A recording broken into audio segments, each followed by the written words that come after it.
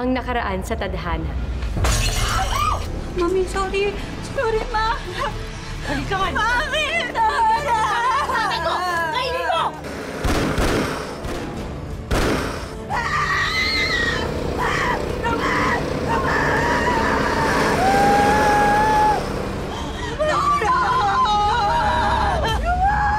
Dapat ibalik kayo sa esterong pinanggalingan niyo! Umalis kayo dito! Sundan natin ang pagpapatuloy ng ating kwento dito lang sa Tadhana.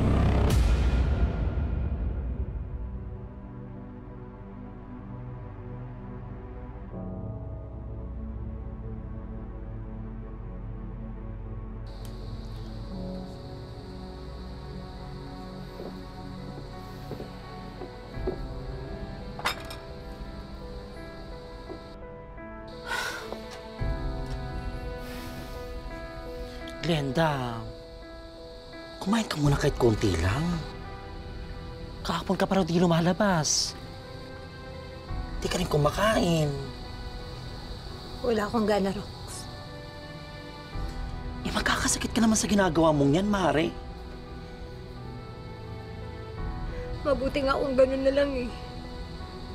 Para mamatay na lang din ako. Total, wala na rin lang naman akong kasama. Ano ka ba? Andiyan pa naman si Rowena. Hindi ko siya anak. Isa lang siyang pagkakamali ni Roman. At ngayong wala na ang asawa ko, wala akong bala na ampunin pa ang mga hayop na yan. Lalong-lalo na sila ang dahilan kung bakit namatay ang anak ko.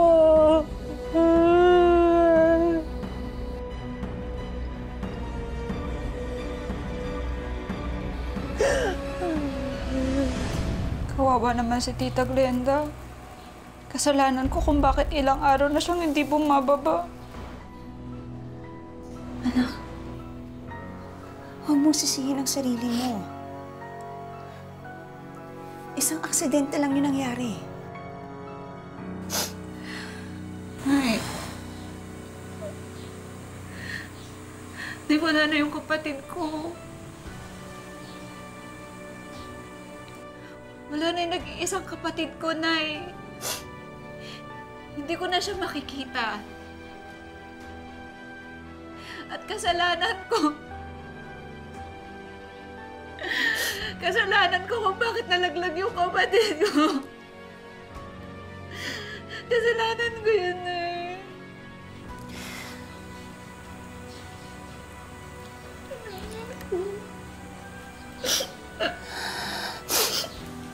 Anak. Huwag ka mag-alala. Kakausapin ko Tita Glenda mo. Ha? Babae sa babae. Alang-alang sa alaala ni Roman.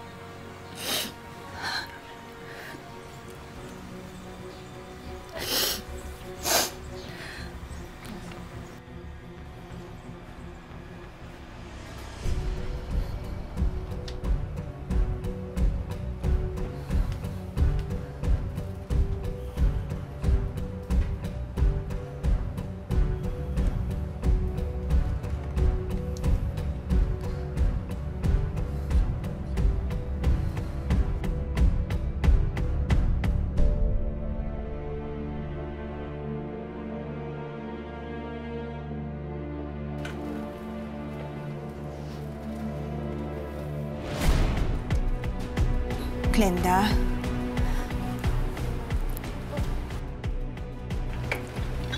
Ito na yung pagkain mo. Ito na rin yung gamot mo na sinabi ni Dr. Atilano na dapat mong inumin. Glenda, nang mamakaawa kami ni Rowena sa iyo, sana huwag mo naman kaming palayasin. Kinalimutan ko na lahat ng mga kamag-anak ko dahil sa mga sinabi nila sa akin nung sumama ako kay Roman. Kaya hindi ko alam kung kung may kamag-anak pa kaming mababalikan. Hindi ko rin alam kung saan kami pupulutin mag-ina.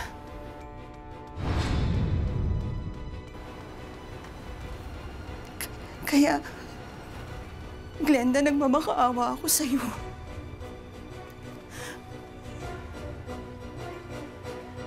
Alang-alang sa alala ni Roman. Ang kapal na mukha mo!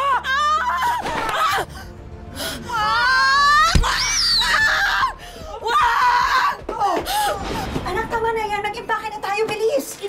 Nay, saan ba tayo pupunta, Nay? Saan tayo lilipat? Hindi ko alam. Basta umalis na tayo dito.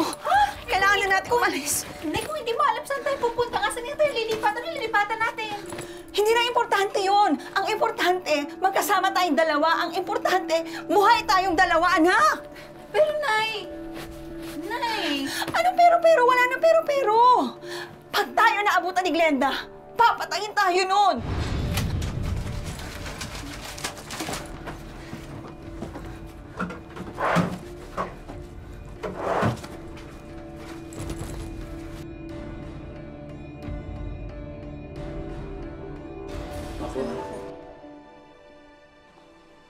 Tada!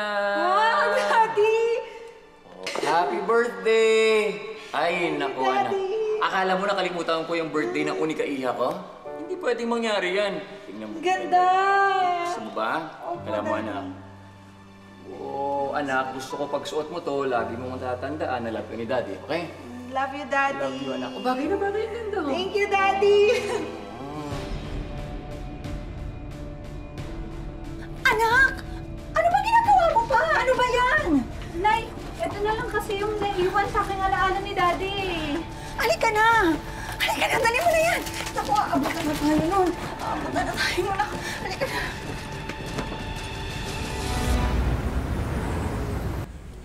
Manang Aida, sige na po, nakikiusap po ako. Makikitulog po kami kahit ilang araw lang po. Wala po kasi kaming mapuntahan eh. Nako, gustuin ko man kayong tulungan. Eh, puno na ang paupahan ko. Sa kayo matutulog sa bubong. Sige na po, Nay. Huwag na po natin pilitin kung talagang ayaw. Oo nga, Lupe. Huwag mo na ipilit. Wala na rin mangyayari. Denny, kayo na lang po ang pag-asa ko. Parang awa niyo na po, tulungan niyo po kami. Kahit ngayon lang po. Hindi nga pwede, Lupe. Alam mo namang mahirap lang din kami. Kahit ako na pong gagawa ng gawaing bahay. Basta may matulugan lang po kami. Pasensya ka na, Lupe. Magagalit sa akin ang asawa ko. Anong nangyayari dito? Kanina pa kita hinahanap ah. Saka, sino ba yung mga yan? Ah, wala. May tinatanong lang. Sige na, pasok na tayo. Pasensya na talaga, pasensya na. Pasok na, sige na, sige na.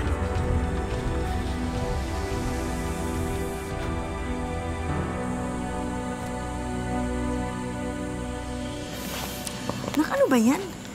Eh, Nay, yung bigay sa akin yung bracelet ni Daddy. Buti nandito pa. Takot ako eh. Tago mo na.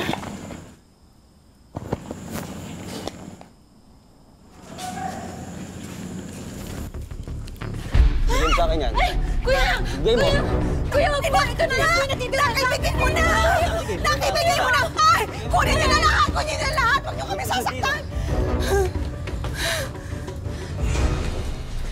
Halika, pasok kayo. Salamat, Ikang, ha? Sa pagpapatuloy mo sa amin. Oo naman. Siyempre, para na din sa anak mo. Mabuti pa po kayo, Tita Ikang. Eh, yung mga kamag-anak ni Nanay. Huwag mo na ikumpara, Wena. Iba-iba din kasi tayo ng estado sa buhay. Ang mahalaga, tumulong ang may kakayanan tumulong. Pagbigay ang may kakayanan magbigay. Huwag ka mag-alala, Ikang, ha? Mag-iipon lang ako. Tapos maghahanap ako ng lugar para makabukod kami kaagad. Huwag mo na isipin yun. Magpahinga muna kayo. Tara, dito yung kwarto niyo. Salamat. Alay. Halika, pasok. Oh, hi, attorney. Ano nga, attorney? Madam. I'm very sorry sa lahat po ng trahedyang nangyari. And I guess enough time has passed. Nandito po ako para ipaliwanag sa inyo ang last will and testament ni Judge Galman. So what is there to discuss? Patay na ang asawa ko. Kaya ang mga pera niya at mga ari-arian niya, sa akin na yun mapupunta. Ma'am, I'm very sorry. Pero may naiwan po si Judge Galman para sa anak ninyong si Rowena. Hindi naman siya anak. I'm very sorry. Oo nga pala. Anak ni Judge Galman, si Rowena, sa ibang babae. Wala na siya. Wala na sila ng punyeta niyang ina. Ganun ba? Pero, just the same, Judge Galman left her some properties. Attorney Roque, bakit ba hinahanap mo ang mga taong wala na? If you want, we can just talk about it. Better yet, what if I get you for a retainer? Mrs. Galman, iniidolo ko po si Judge Roman. And I always do my best to be good in my profession. Kaya, pasensya na po. Pero hindi niyo po ako masusuhulan. Salamat po.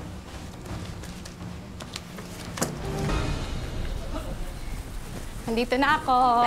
Tita, kamusta yung pag-apply mo sa work? Ayun, okay naman. Ang bango naman ng paninda mo, Lupe. Basta, pag umalis ako, kayo ng nanay mo bahala dito sa bahay ko, ha? Oo naman, ikaw. Siyempre naman. Salamat. Marami nang mabibenta. Kumuha ka na kaya? Oo, maubos to eh. Uubos yan.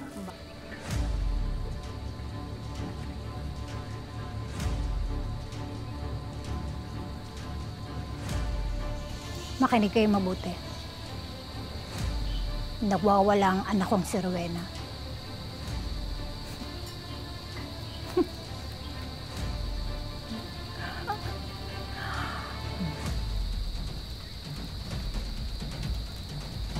Hanapin niyo siyang maigi.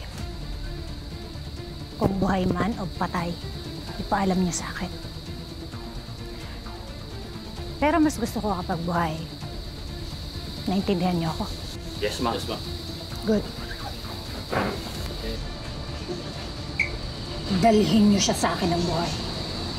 Dahil ako ang papatay.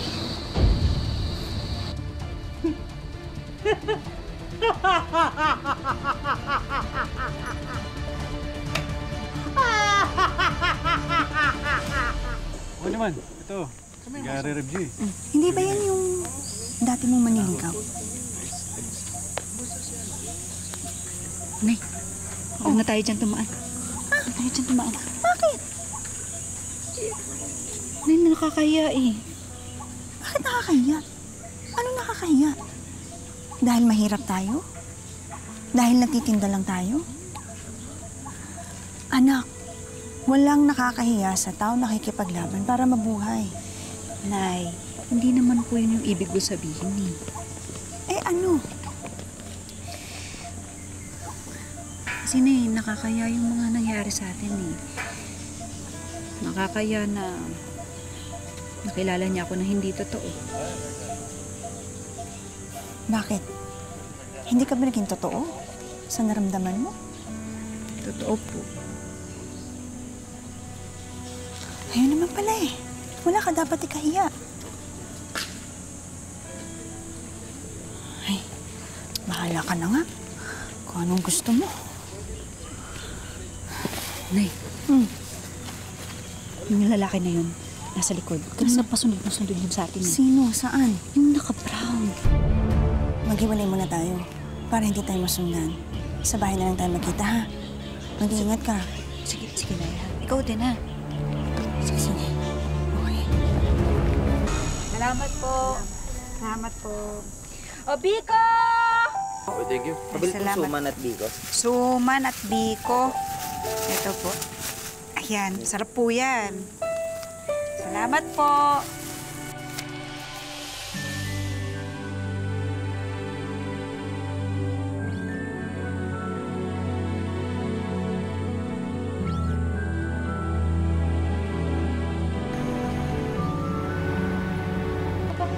Ah, talaga? Tagal mo, Rowena. Tapos na-break namin eh. Gutom na gutom na. Ay! Anong gutom na gutom? Nakakaloka ka sa nakakita ng cultural dancer na 21 na. Diyos ko! Ang bewang may baby parts pa rin. Mama Oswald naman, huwag ka naman magalit. Ah! Ba't ako di magagalit, ha? Ang lalakas nyo kumain ng kakanin. Diyos ko, sa akin naman magagalit tong si Hapon, eh. Sino si Hapon? Si Hapon, si Mr. Fushimi, yun yung may-ari ng kumpanya na to. Ay, hindi ko nga maintindihan. Ang tagal-tagal na ng kumpanyang to, ay yung pa niya naisipang pumunta ng Pilipinas. Diyos ko. O siya, kumain na nga kayo. Ito na nga. O, Hinay-hinay, ha? Dapat ako sinasabihan ko talaga kayo. Dali. Masarap to, bagong luto. Kuha na kayo.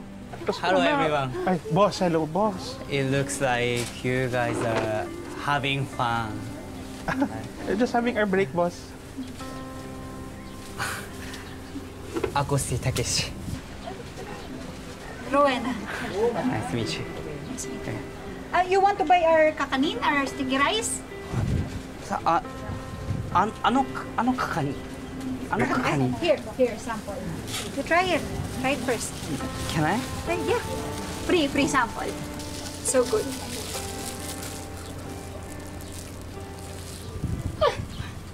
May pagsubo? Masarap! Sarap?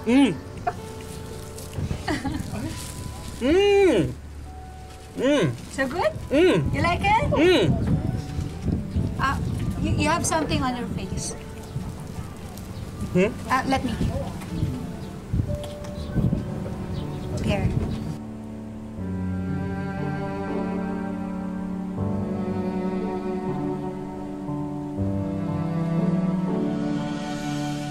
Attorney Roque, 5 taon na namin hinahanap ang stepdaughter ko.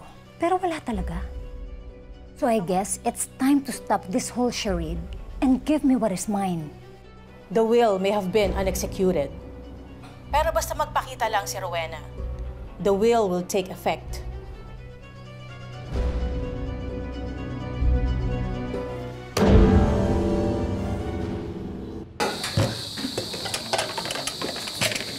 Rowena! Buti kumain ka na. Halika na, kumain ka na dito at may sasabihin kami sa'yo. Oo. Nag-uusap kasi kami ng nanay mo. Oh, ano po yun? Tapos na kasi yung kontrata ko. Ayoko nang bumalik sa abroad. Tapos, tayo naman, nakaipon na rin naman ng konti. Opo. Kaya naisipan namin ng tita Ika mo na magtayo ng restaurant. Tapos, magbibenta na rin doon ng kakanin. Naku, Nay, magandang idea yan ah. Di ba? Okay ba yon? Oo, sigurado ako maraming pupunta doon, Nay. Oo naman. Oo naman. Diba? Ito pa nga lang, mukhang masarap na eh. Oo naman. Patikim nga niyan kung masarap. Sarap talaga yan. Luto ni nanay ito, no? Sakto sa tagod.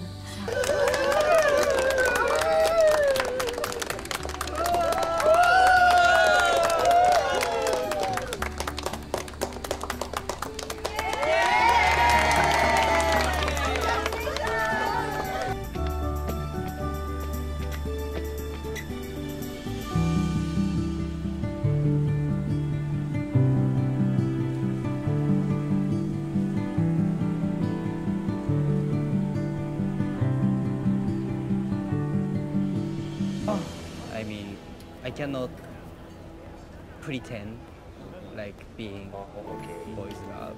Ito, bago ba to? Oo, tsaka masarap daw yung pagkain dito eh. Mura nga daw eh. Tara. Need pa natin mag-review eh. Kuha pa tayo ng libro sa law library. Oo nga, Okay. Miss, order kami.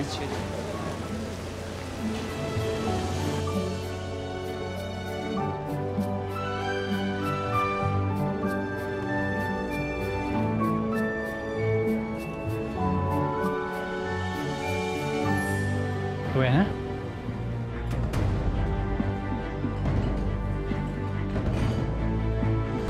Ang hirap naman pala nang nangyari sa inyo. Oo, mahirap talaga. Pero mahalaga, buhay pa rin kami. Saka lumalaban. Pero sana sinabi mo sa akin. Paano? Wala ka rin naman magagawa. Mga bata pa tayo. Kahit moral support man lang. Alam mo, sobra ako nalungkot nung bigla ka na lang nawala eh.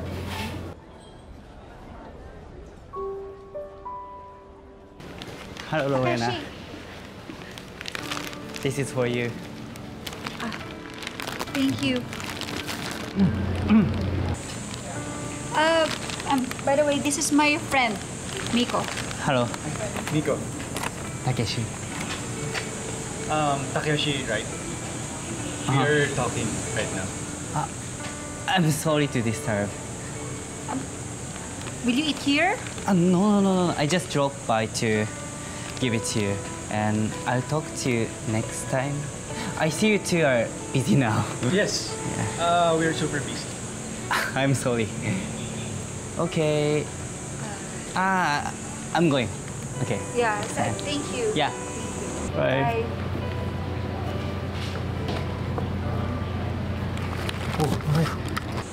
Grabe ka naman kay Takeshi. Bakit? Naliligaw ba siya yun? Wala yun pa niya sa akin yun. Bakit? Manliligaw ka din ba? Oo. At ngayon nakita ata Rowena, hindi na ata pakakawalan.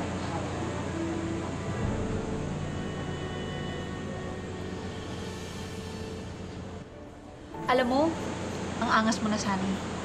Kaya lang may kanin ka pa sa pisngain. Ha? Ayun.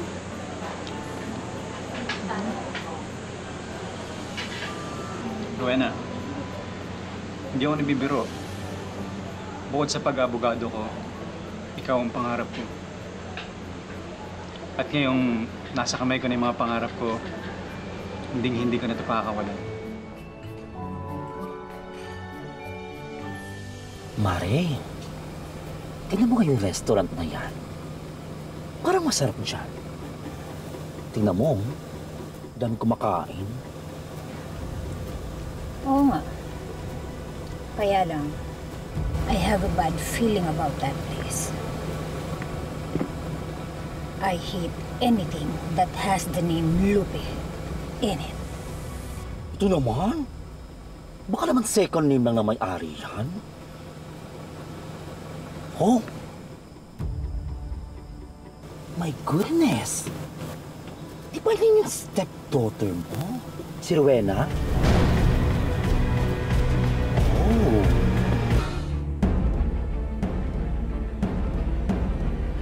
Gusto niya ba barilin ko na sa ulo? Oh no. Masyadong mabilis. I want you to make them suffer. I want you to burn them. Yun na rin ang pa-welcome ko sa kanila sa impyerno.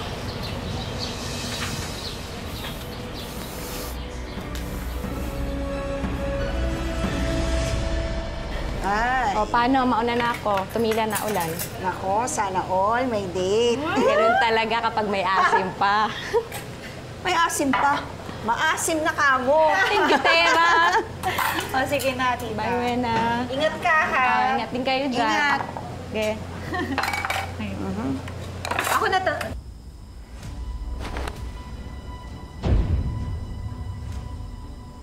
Excuse me, ah. Nakalaki mo tao, hindi ka marunong mag-excuse me. Pasensya na. Yan, matuto kang gumalang sa babae. Wisit.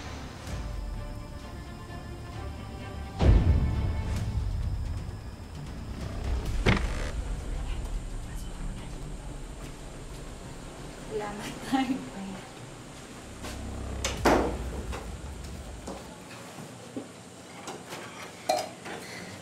Nay, sino makapagsasabi, no? Na makakabangon tayo ulit. Sabi ko naman sa'yo eh, basta't magkasama tayo, lahat kakayanin natin.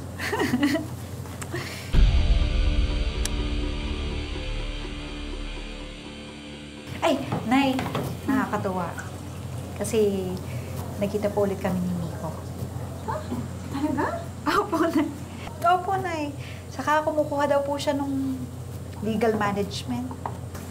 Aba, parehas talaga tayo, ha? Ako, baka maging abogado din yan. Tapos pagtapos, judge.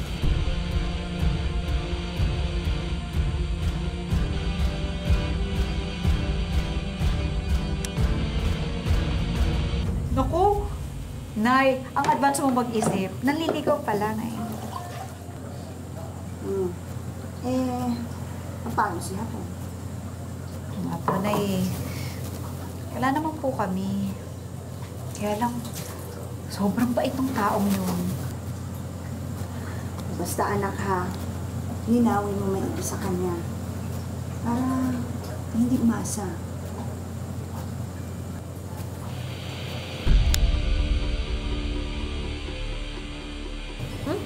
Basta ako, Nay, hindi ako nagmamadali sa pagmamahal. Tama yan, nak. Matuto ka sa mga pagkakamali ko, ha?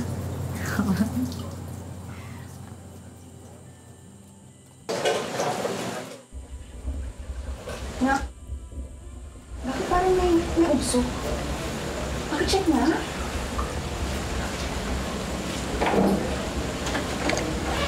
Nay! Nakalak! Ano? Bakit nakalak yan? May uso ka. Dito tayo, Nay. Dito tayo. May uso. Malaki. Ano? Nek? Malak din. Ha? Bakit tayo nakalak? Hala! Nasusunog na yung restaurant, Nay! Tulong! Nay, nasusunog na yung restaurant! Tulong! Pag minamalas ka nga naman, kung minsan sunod-sunod ang ating mga dagok sa ating buhay. Hindi mo na tuloy malaman kung ano ang dapat gawin o kung paano mo ito dapat harapin. Sundan natin ang mga susunod na eksena sa darating na Sabado dito lang sa Tadhana. Mga kapuso, ako po si Marian Rivera.